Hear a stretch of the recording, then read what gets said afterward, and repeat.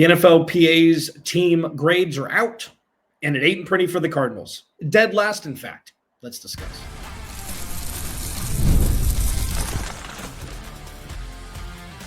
You are Locked On Cardinals, your daily Arizona Cardinals podcast. Part of the Locked On Podcast Network, your team every day.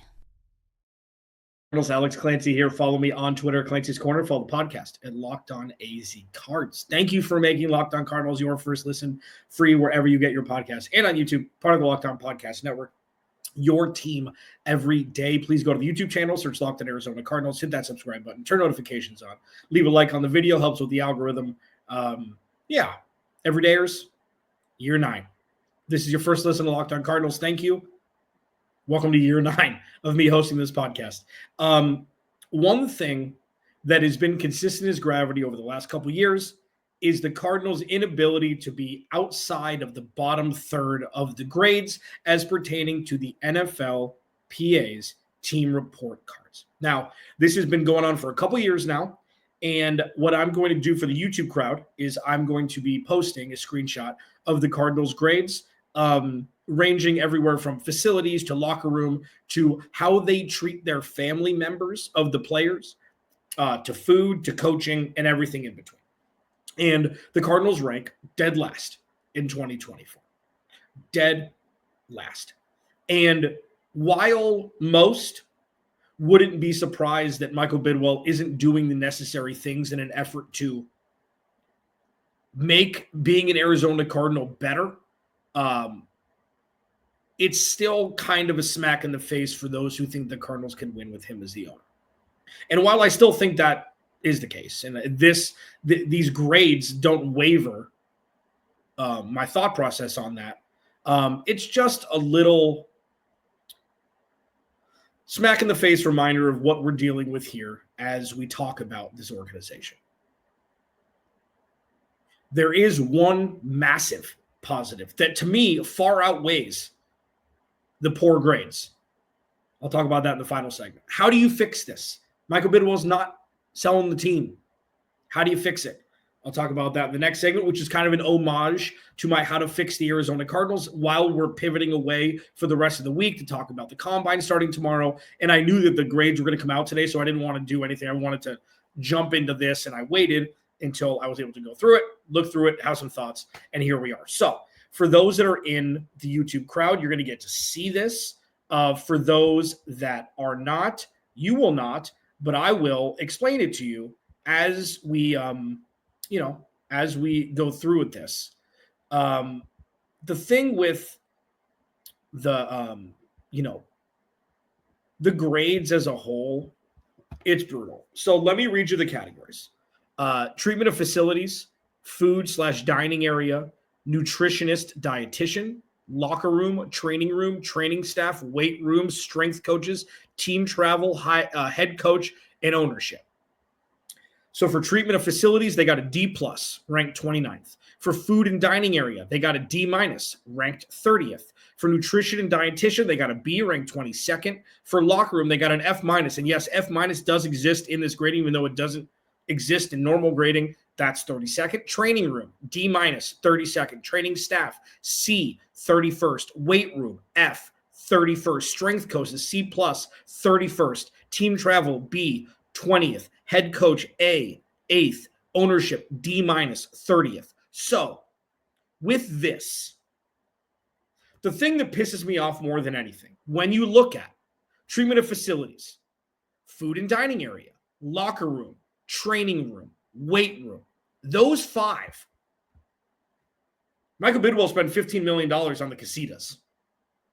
$15 million on the casitas so they could have more premium seating that nobody can afford. I have 2 problems with that. 1, they could have upgraded on those 5 things. And 2, I've said this a couple times. I don't know why I'm not getting more credit for this. They should have called them Cardcitas.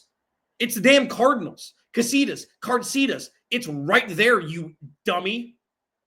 Now, while that is cosmetic and it's more of a hurt to my ego than actually having any sort of real semblance of, rational impact on the team, $15 million spent on premium seating instead of looking in your backyard, say, you know what?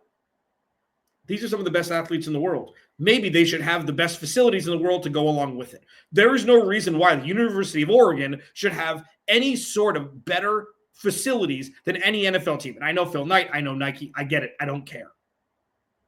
The fact that Michael Bidwill spent that money on the casitas, and I know it comes from different places. I know Michael Bidwill is not one of the more, affluent owners, even though he's a billionaire. That is the microcosm of who Michael Bidwill is as a person. That is the personification of not being able to read the room when things are crumbling, quite literally, with facilities, weight room, etc. This is the third year they've been at the bottom of the barrel with those things. Facilities, locker room, weight room. It's unacceptable. These are the bare minimum things an owner needs to do. The bare minimum. And, a report came out after the grades, obviously. A report came out that the Cardinals are working with an architect company and they're going to have new facilities in 2027. It's like, why did it take the third time you get smacked in the face for this to come out?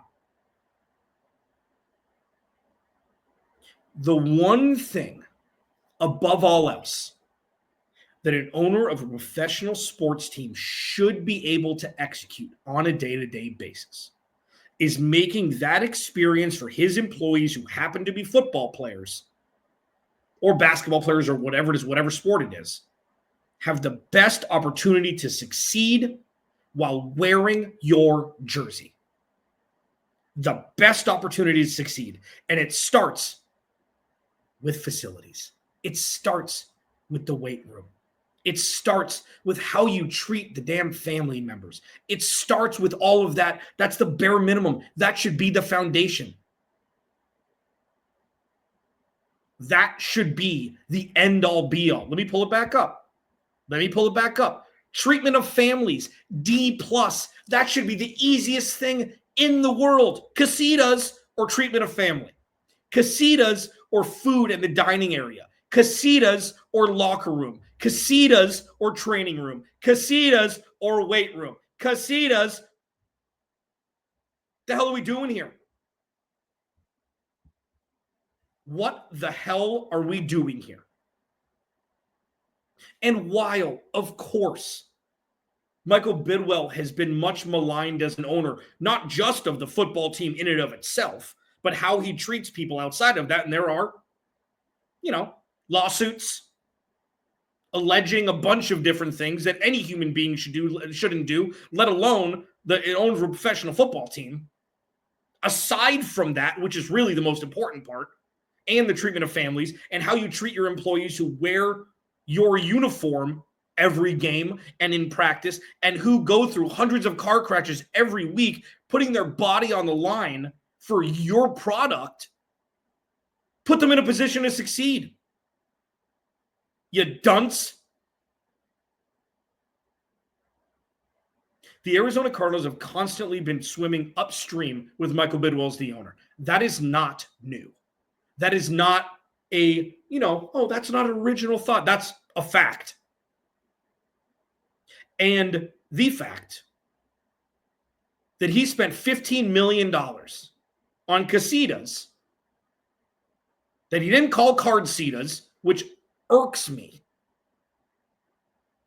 It doesn't irk me that it doesn't irk me that he didn't call that. It irks me that he spent all that cheese on it when the rest of, the facilities are just falling apart, third year in a row, grades in the toilet. He has the lack of rational living in this world thought to spend $15 million on premium seating that nobody can afford. That's Michael Bidwill in a nutshell.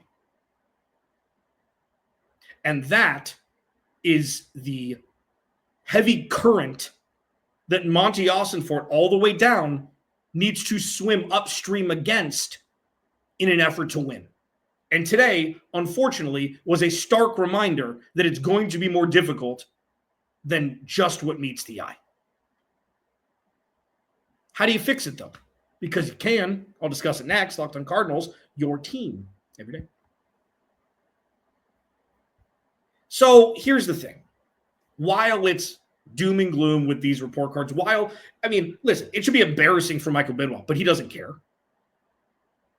He doesn't care. Obviously, he doesn't care. Now, with all of that said, and with all the animosity that I just poured out of my pores, now stupid, that seeped out of my pore, I don't know. Regardless, with all that said, I do give Michael Bidwill credit for this. I give Michael Bidwill credit for being able to be a man of his word since firing Cliff Kingsbury and Steve Keim. He has. And while the big money hasn't been there for free agents, there was a terrible free agent class last year. It just was. The Cardinals have signed Kazir White and Mac Wilson in successive offseasons. And I think that's you don't need to spend all the money. You might have to spend all the money with Kazir White if you want to bring him back. But Mac Wilson's been great. They dumped money with Bilal Nichols and Justin Jones, who just got hurt. They didn't have a history in recent history of injury. It's just football. He's let Monti Ossenfort run the team. He casts a wide net during his press conference immediately following the removal of the last regime, bringing in Jonathan Gannon with a little tampering on the side. Who doesn't need a little tampering on the side? Bringing in Nick Rallis, very young linebacker coach, never been a DC. He's been great. Bring in Drew Petzing, say what you want about him, but he's added stability to this offense, and we'll see this year if it's a make-or-break year for him. And he has Monti Ossenfort at the helm, who has things under control, who's nailed 2 drafts in a row if the future pacing of what we've seen in those first 2 years with those first 2 draft classes continues with any sort of regularity, 70% or more, you could very well say that he nailed those first 2 drafts. They've got money to spend, and they've got their first 5 picks in the 2025 draft. What Michael Bidwill has done since firing Steve Keim and Cliff Kingsbury, a couple of years too late, well, I guess 5 years too late because he never should have hired Cliff. He's done what he said he was going to do. It hasn't been perfect. The product on the field hasn't been great. They haven't made the playoffs yet. Going from 4 wins to 8 and 9, where they probably should have made the playoffs last year, and that's on the players. That's not on him. So to defend him, which makes me want to absolutely vomit, blow chunks, regurgitate, whatever thesaurus you want to use, you got to give him his flowers. So how to fix it? Put the money into it. It's very simple. Just like how to fix the wide receiver room that I talked about yesterday. Throw the ball to more players. Make it easier for the Cardinals, which also makes things more difficult for opposing defenses when you can't bracket Marvin Harrison Jr. or Trey McBride only because Michael Wilson and Greg Dortch are getting their looks too. Just fix it. 2027, that's a long ways away. See what you can do in the meantime, Pumpkin. See what you can do in the meantime. That's such an Arizona Cardinals way to do it. Just push it down. Oh, it'll be great. Look, 3 years from now, it's going to be awesome. That's not Arizona Cardinals 2.0. They got to figure it out. Because I'll tell you what. This will lead into my final segment of the positives. There's 2 big positives. One really big one, and the second one is a backup dancer, is a Robin. But it used to be, well, there's so many other issues with like the on the field stuff that people didn't really focus on the facilities falling apart because people didn't see that unless you were a player and you had to pay for your meals every day. Like Derek Anderson said in that crazy interview. Not crazy that he was crazy. It kind of divulged a lot of things that were behind the curtain for the layman that you just didn't know. How do you fix it? You treat family members better. That's one. That's super easy. Be a nice person. Treat family members better. The fact that that grade ever starts with a D is unconscionable. Be a rational human being. You dunce. It's twice. You can do a dunce counter at this point. pushing it down a couple years down the road, that's not Arizona Cardinals 2.0. You were always able to do that because the product on the field was so fractured that it didn't matter. People didn't care. They cared about wins and losses and not really the inner workings of what caused that friction or what caused that dysfunction. How you do the little things is how you do everything. Said a lot of positives with that adage. Michael Bidwill shows how he does the little things like upgrading facilities so his employees who play football can have the best advantage and the best ecosystem to be able to play at a high level to get more wins than losses so you can sell out your damn casitas. You dunce. The pushing it down the road won't work anymore. This team is ready. Let me tell you this. What I mean by ready is the product on the field, and we've heard it from some interviews at the Combine. Oh, yeah, it was a very interesting conversation. I like the things they're doing over there. Nobody says that about the Cardinals. Nobody said that about the Cardinals for years. Or if they did, they didn't mean it. Like Jonathan Gannon is impacting players who aren't on the team yet, impacting guys who are coming into the draft, impacting free agents. We'll have a whole free agent primer, as we get closer. Free agents and players who want to be traded. I'm not saying the Cardinals are linked to anybody, but free agents are starting to notice the product on the field. You know the easiest way to act as a magnet with both positive or both negative sides just pushing away from each other? Have bleeping bad facilities. Not doing the easy stuff right. It was easy to mask it for a long time. It's not anymore because the product on the field is something that other players want to be a part of. It's an adult football program between the lines. Now grow the hell up and put them in the best position to succeed. Locked On Cardinals, your team every day. Massive positive. Massive, gigantic, huge positive. Next. This episode of Locked On Cardinals is brought to you by FanDuel. When the game tips off, the NBA action is just getting started, and there's no better place to get in on that action than FanDuel, America's #1 sportsbook. With FanDuel, you can place live bets throughout the game, so even if you miss the opening tip-off or want to bet on a fourth quarter comeback, you could stay in the action. And if you're looking for a bigger payout, you can even combine your live bets into a same-game parlay. I love using FanDuel's live betting feature because it keeps every moment of the game exciting, whether I'm backing my team for a late-game rally or picking a player to hit a clutch three. I never feel like I missed my chance. Plus, the app is super easy to use, and when you win, you get paid instantly. Right now, new FanDuel customers can get $150 in bonus bets if your first $5 bet wins. Just visit FanDuel.com to join today. That's FanDuel.com for your shot at $150 in bonus bets. Make every moment more with FanDuel, the official sports betting partner of the NBA. Please go to the YouTube channel, search Locked On Arizona Cardinals. Hit that subscribe button, man. It's going to be such a fun offseason. Woo! This is it. Like, really, this is it.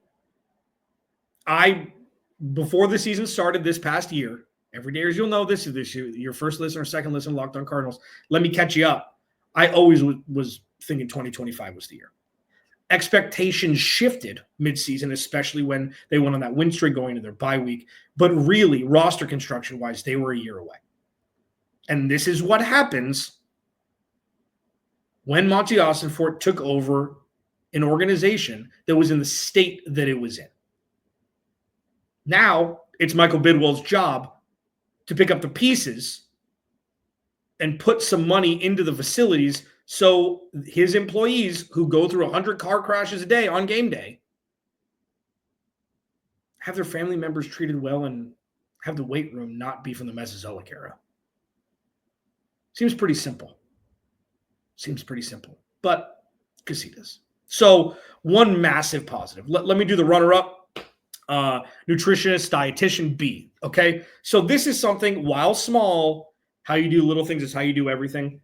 This is a coaching thing. This is a GM thing. You're checking boxes. You want guys to eat healthy, be healthy, have a dietitian. And again, smaller, got it. Number one, head coach. A.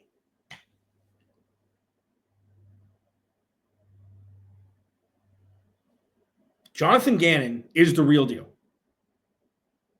in my opinion. He's the real deal. Now, here's the thing. Of course, he's experiencing decision-making situations that he has never experienced before. We saw a lot of that last year. Some good, some bad. Okay? His body of work through 2 years has been excellent, in my opinion. Okay? It's been excellent. Has been good, has been average. It's been excellent. Because the Cardinals have a clear direction, a clear leader, and their cohesion and acting as one unit is palpable. It's different. Even with BA, even with Bruce Arians, it was more like Bruce Arians was the cool uncle who was really good at coaching, but they weren't tight. They weren't, they won 10 plus games a couple years in a row, which was great. I think some of that falls on Kyler Murray. I think, Kyler Murray being out for a large chunk of 2 years ago is part of it, roster and stuff like that. But all in all, listen, Jonathan Gannon has done an excellent job. And he got an A. Would you rather have facilities that are falling apart and a really good head coach, or immaculate facilities and, a dummy head coach? I'll take the former for now until you can have both, because ideally you want both. And apparently by 2027, the Cardinals will have upgraded facilities. That's great. It's 1,000 days away, give or take. No, it's like 800 days, whatever it is. Jonathan Gannon getting a flat out A is massive. And I know these things don't matter in the grand, well, I mean, they do matter, but it's like in the grand scheme of things, it's you already knew that he was going to get a high grade. He's done a fantastic job. Not everybody thinks so, and I'm not even comparing it to the last regime. I think Jonathan Gannon has done a stand-up, bang-up job. And yes, 2025, we're going to find out everything. Everything, like Jonathan Gannon, barring any sort, like, you hope he's going to be a Cardinals head coach for a while. We'll see what happens next year. We'll see if it's Kyler Murray in 2026 or somebody else, Drew Petzing in 2026 or somebody else. We don't know. Jonathan Gannon getting an A is a big deal. It's a big deal. Not only for the players who are currently employed by the Arizona Cardinals organization, but also free agents, guys who want out. When was the last time a player was linked to the Cardinals in trade rumors? Like, nobody saw DeAndre Hopkins coming here. Zach Ertz. Like, come on. The Cardinals the last 2 years, the best thing Jonathan Gannon did the last 2 years was show every single game with consistency, irrespective of win-loss, the proof of concept on how this team will be run and coached moving forward. And that's not a green ribbon, trophy. That's not a participation ribbon. That is a real, bona fide Arizona Cardinals 2.0. It's not your, grandfather's Arizona Cardinals. That's what he's shown. And it hasn't been perfect. And they've lost games they should have won. And they've won games they should have lost. And they haven't made the playoffs in his first 2 years as a head coach. All of those things are true. I say a lot on this show. You can't compare the Cardinals' journey to others, to other organizations. Everybody's on a different part of the spectrum of, being in the doldrums and being 5 years away from anything to, just coming off a Super Bowl. There's a lot in between. The things you can, in my opinion, compare: quarterback, head coach. Not talent, not skill set, not scheme, not coaching styles even. Or, throwing styles, whatever. Just look at the list of how many head coaches are in the brink of getting fired, or have just gotten fired, or who are on their fourth head coaching job at different organizations. You don't want to retread. You already know. You already know who that head coach is. And while it's fun in the beginning, oh, he's been there before. You already know who the head coach is. You already know who the quarterback is. Look how many bad quarterbacks are around the NFL. Bad, not wanting to watch enter favorite team game on Sunday. Bad. Look at how many bad quarterbacks there are. So the fact that the Cardinals have stability from the head coaching position, and again, while not perfect, while not ideal, because they haven't won more games than they've lost in either of the first 2 games, either the first 2 years that he's coached, they haven't made the playoffs. They crumbled down the stretch this past year with no real injuries to blame it on, aside from, the entire defensive line of the Cardinals being hurt. But that was never going to be a world beater last year anyways. Jonathan Gannon's been great. And now he's going to get to actually sink his teeth into, okay, it's playoff run time. Got trust in Monti Ossenfort, trickles down to having trust in Jonathan Gannon to provide a unified front to be able to allow the Arizona Cardinals to really be in a position for perpetual relevancy starting the season coming up. NFLPA thinks so too.